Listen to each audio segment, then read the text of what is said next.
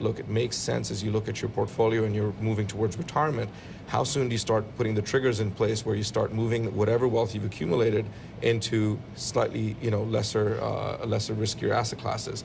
But the problem is, if you look at the S&P over the last 10 years, we've had, the whole long-term debate has gone right out the window. It's very difficult today to sit and speak to clients about that, because they turn around and say, we've always understood long-term to work. You guys talk, everyone talks about long-term when you talk about financial planning. Let's have a look at the S&P over the last 10 years. Now, counter critics to that are going to say you can't pick up the S&P as a single measure because of the financials impact. But I think nonetheless, we don't believe that the fundamental premise in terms of building a portfolio for retirement changes. We believe in diversification. We believe in the long-term story. To the point that you're making, absolutely, I think it is a difficult time, and people have had to rework their outlook in terms of, if you were thinking you were going to be exiting in the next year or two, think again. Well, you've got to add a few more years, absolutely. Wealth accumulation isn't what it was because of what's happened. Indeed. Okay, listen, Solomon, we're going to talk a lot more coming up in just a bit. Our guest host, Solomon Hyder there from Citibank in Singapore. Up next, real estate investment trusts may have taken a hit along with property markets, but are known, though, as safe haven place for property, even at the worst of times. So is it time to get back into REITs? We're going to talk about that coming up next.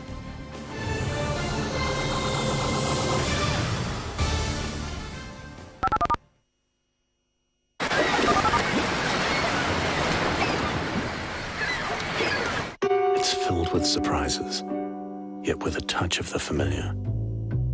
It's all those things you imagined, and some you didn't. It intrigues and fascinates, and often delights. It's a story of the world, and it's one with many endings. The 5-star global network. Fly to over 80 destinations on board one of the world's youngest fleets. Qatar Airways, world's 5-star airline. The DIFC has laid the foundations for the organic growth of the financial services industry in the world's fastest growing emerging market. With a world-class regulatory and legal framework and a critical mass of leading global financial institutions, we have firmly established the building blocks for innovation in product, services, and technology, knowledge transfer and dissemination, business development, and sustainable growth. The result, increased availability of financial instruments, the development of regional local financial centers, and a dynamic skilled talent pool. The DIFC is the de facto international financial center in the region between the Eastern and Western financial markets. Dubai International Financial Center, your gateway to growth. Imagine a world of beauty, excellence, craftsmanship, and style. With unprecedented exclusive access to the key people, events, goods, and services that constantly redefine the world of fine living, the Luxury Channel offers you a unique opportunity to view, explore, and acquire the lifestyle you deserve.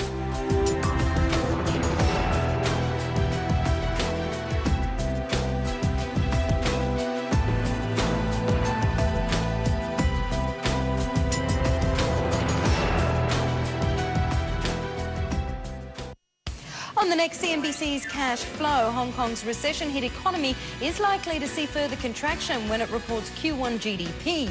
But with tentative signs that China's economy is picking up, how can that help Hong Kong? We'll get a preview of the data and what it means for the markets.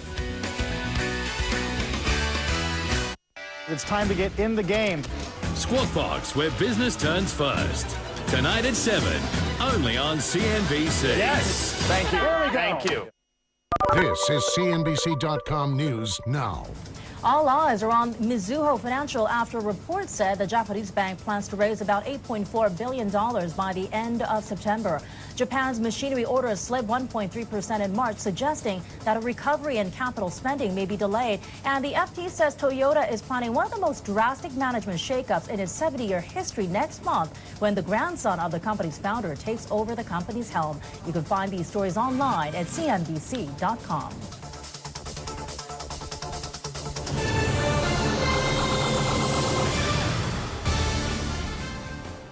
Welcome back Friday morning here on Squawk Box. Real estate investment trust REITs have grown in popularity, but have also suffered along with the global property sector during the downturn, but they are considered, though, a low-risk security and have the advantage of paying dividends. So are REITs the place to put your money? All right, let's get to Peter Churchhouse, Director of Property at Lim Advisors. He joins us live from Hong Kong. Staying with us here at our Asia headquarters is Solomon Hyder, Managing Director and Head of Wealth Management at Citibank Singapore, our guest host. To both of you, good morning. Peter, welcome back. It's been a while. So REITs taking a knock along with bricks and mortar property. You think some of it is unfair? I think, yes, it is, quite frankly. I think risks are much lower in real estate investment trusts than traditional real estate companies. Now, I was interested listening to Salomon's remarks about pension planning. To me, real estate investment trusts fit very neatly into pension planning. They're partway along the risk spectrum, if you like, from very volatile equities to the more sober bond market. So I think they fit in very nicely. I could build a portfolio today in Asian real estate investment trusts that'll give you a dividend yield of between 10 and 12%, even now in today's property market. So I think that's a good thing. Oh, 10 and 12% sounds pretty good to me, and I'm really curious. A, is this net, and two, talk us through names. Where, who? Well, for example, in Hong Kong, most of the listed REITs are yielding you right now, even at today's prices, with the REITs having risen quite sharply in the last couple of months, are giving you yields of 11, 12, 13% in 2009. In Japan, where interest rates are much lower and yields are much lower, I can still find REITs that are yielding me between 9 and 11, 12%. In Singapore, 13, 12, 11, 14%, and in some cases as high as 20%. So they're out there, and they're still very cheap right now. Solomon, go ahead. Well, I think I completely agree with Peter. I think it makes a lot of sense to have REIT exposure. Peter, just in terms of outlook, you know, we've got an economic environment where we're expecting to see deterioration in terms of the economy, and because of that, our analysts at least are looking at REITs suffering a little bit in terms of demand for office space and residential space.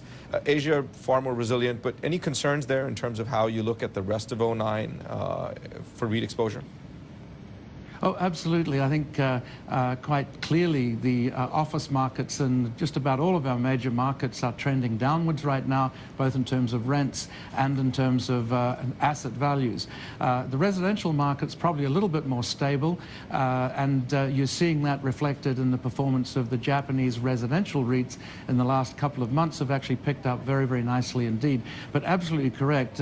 The discounts to net asset values that the REITs are trading at are about 40 to 50% right now, and that is building in an expectation that asset values in the property markets will come down. But I think they've probably over-reflected the downside risk in many cases.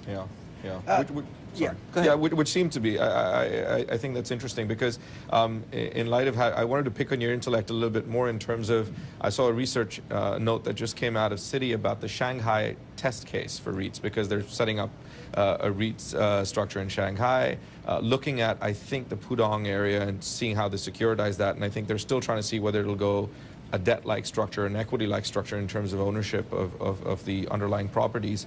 A lot of benefits if Shanghai REITs work and how that develops for China. Any thoughts on that, Peter?